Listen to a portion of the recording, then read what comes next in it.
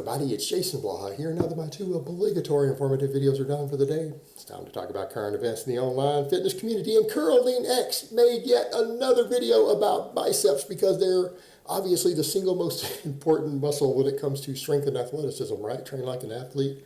But joking aside, most guys want bigger biceps, right? I'm even a strength athlete. I'm a powerlifter, and you guys see me doing cheat curls at least a couple days a week now. Look, everyone wants bigger biceps, and so it's one of those interesting topics to delve into. And actually, his video was pretty good. He raised some actually really good points. I'm going to argue with 1 point of science on there. Actually, 2 minor points, but overall, it wasn't a bad video at all. So let me put on my +5 hat of weaponsmithing, work on skill at my crafting a little bit, and let's talk about this. And you guys know that usually my biggest issue with Jeff is not lack of knowledge, right? It's not lack of knowledge, it's not lack of being lean, it's not lack of having big biceps. He's got all those things. The problem is that he does market some stuff that's more complicated and more trendy than it needs to be so that he can sell products and services that he probably knows better than. He definitely knows better than. But as far as talking about training both high and low reps, let's be realistic here. From a programming perspective, if a person is trying to maximize total training volume and training response, there is actually benefit to doing both. You guys know I am actually a fan of concurrent periodization. I'm easing back into concurrent training myself, where you usually do high and low reps in the same week. Now, you don't do them in the same workout, because if you do, you're going to minimize your total workload for the week. But that's a totally separate training topic that I've got large numbers of videos on. I've actually got probably 4 or 5 videos filmed on that topic that I haven't even uploaded yet. That need to come up because it's something I've been talking about a lot lately. So I can appreciate the perspective when he says if you're trying to maximize development, which also means maximize recoverable workload, there is a place for both. You probably should be doing both to some extent. I'm not going to disagree with that. I think he's right. I think he's right on that. So the points we get to, a couple of minor caveats, is when he talked about the mind-muscle connection, compound movements, and then we'll talk in a minute about the supination and pronation of the wrist. So when we're talking about this, and he's pointing out that, again, his analogy with the 3 fingers, right? You have each of those 3 fingers, that you can do these separately and feel them, but when you use them together, you have more total force. You can do more work. And that's what a compound movement essentially is. It's taking, instead of one of the 3 fingers, you're taking all 3. You're doing more total work. Now, he talked a lot about the mind-muscle connection there, and that there are studies showing that on a compound movement, if you focus upon an individual muscle, that's called internal cueing, right? Internal cueing. Bodybuilders call it the mind-muscle connection, but it means internal cueing. You're focusing on something inside your body. And that it does activate more muscle in that particular muscle, right? And nothing else gets activated further. So in other words, if you're using a given amount of weight on an exercise, or a given range of motion, hopefully full effective range of motion, and you focus upon squeezing or contracting one individual muscle, it does light up more on an EMG. And so, unfortunately, all these bodybuilding gurus, and guys like Jeff really is a bodybuilding guy. He really isn't a strength guy, and he knows that. And I don't know why he tries to spin it about the science back in strength, because he doesn't really promote strength training that much, to be honest. He really doesn't. They want to spin that as, okay, so that's the best way to get that muscle to activate. But that's my point of contention, and I'm going to bring this up frequently because all of those studies that looked at mind-muscle connection that also looked at external cueing, right? You have internal cueing and external cueing. What are you doing externally with the weight versus internally? And you guys know what those studies said. They're like the ones that were done on the bench press. They found that if you didn't do any cueing and you just moved the weight, went through the motions, you got a certain amount of muscle fiber recruitment in the pecs and the triceps. With the same weight, if you squeeze the triceps, you got more tricep activation, right? Mind-muscle connection. Internal cueing. When you did an internal cueing versus the pectorals, what happened? The pectorals got more muscle activation. What happened when you focused on external cueing and compensatory acceleration? Meaning, moving the weight as hard and explosively as you can with good form, right? So external cueing, focusing on maintaining good form and exploding with the weight as hard as possible. What happened? The same thing that every other study for years and years that's ever looked at compensatory acceleration found. It blew mind-muscle connection out of the water because it recruited more pectoral than mind-muscle connection did, focusing on the pecs, and it recruited more tricep than focusing on the triceps did. So it actually got both muscles more effectively than mind-muscle connection did on each separately. So you technically, with every rep, got better results in the target muscles than if you had focused on each one separately. So what does that tell you about this when it comes to big, heavy movements? You need to be moving them as explosively as you can. And when I say explosive, I don't mean flopping around like a stupid-ass fish. I'm talking about exploding as hard as you can with as good form, right? Maintaining good form and focusing on driving hard on every rep. That's actually superior to the mind-muscle connection. So why are we even talking about this silly shit? Like, why are we pretending the science supports that?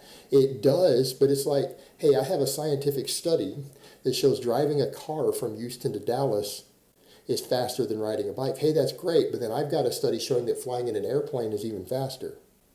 And then everyone will come back to the point and say you should drive a car because it's faster than a bicycle, right? And they completely ignore the fact that you had something that was completely superior across the board, that just crushed it.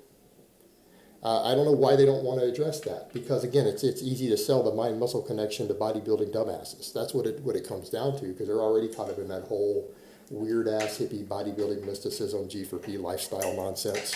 And so they'll buy into it, but that's not what the science actually says in its totality, and that's the problem. Now, will I say that he creates a valid point?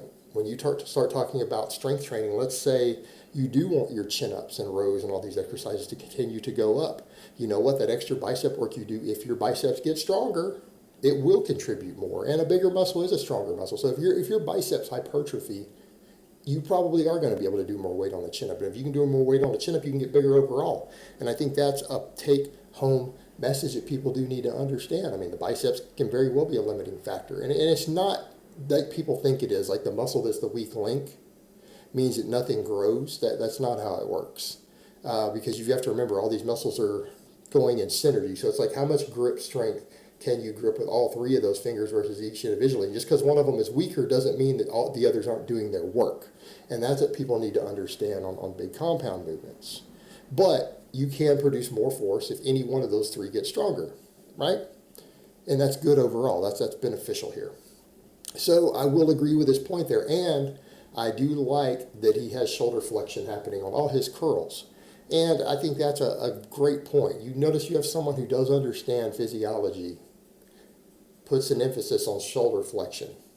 Every one of his bicep exercises just about uses shoulder flexion, his cheek curls. Why is that important? Because that's one of the functions of the muscle.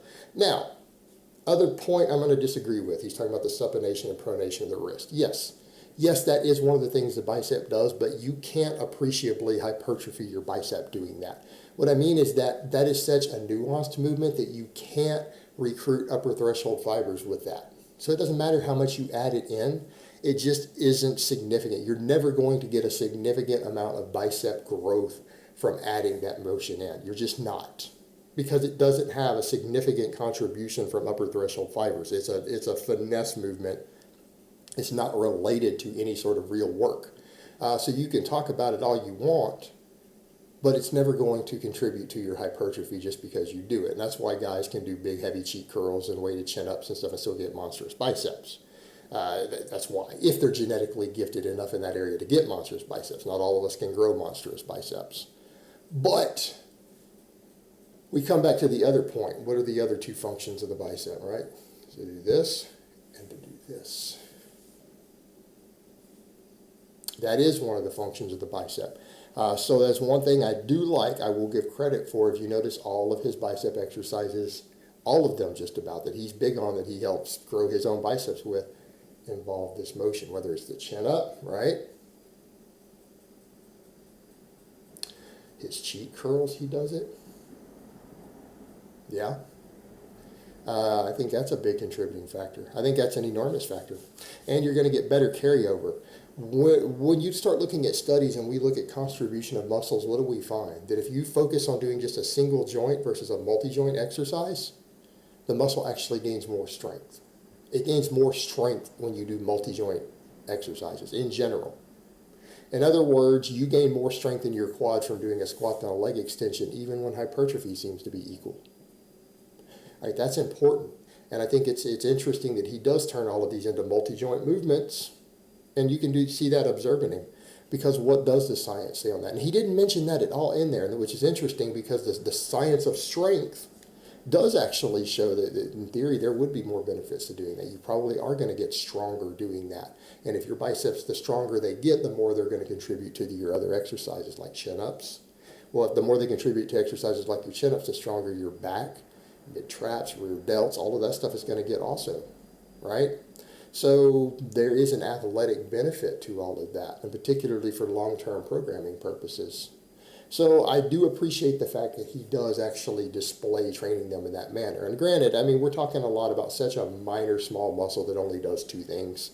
It really isn't that much in the grand scheme of things, but people like to obsess over it. And I guess if you're going to obsess over it, you might as well train it right. But he does do that, and he does point that out, that is one of the two functions, one of the two main functions. Because that third function, that really isn't significant. It really isn't. But those other two are. This and this are significant. And if you really are trying to maximally work the biceps, that is the correct way to do a curl. You do need that movement of the shoulder joint, not just the elbow. You really do. And he generally does that, and he points out that's one of the functions of the bicep, whereas most of your bodybuilding jackasses don't even seem to know this. As much time as they spend obsessing over these little muscles, they don't even know what they do in the body. But he does it, he points it out, and he does it that way, and that's probably one of the reasons the guy has well-developed biceps. Probably is. I'm going to go out on a limb and say that's a big reason.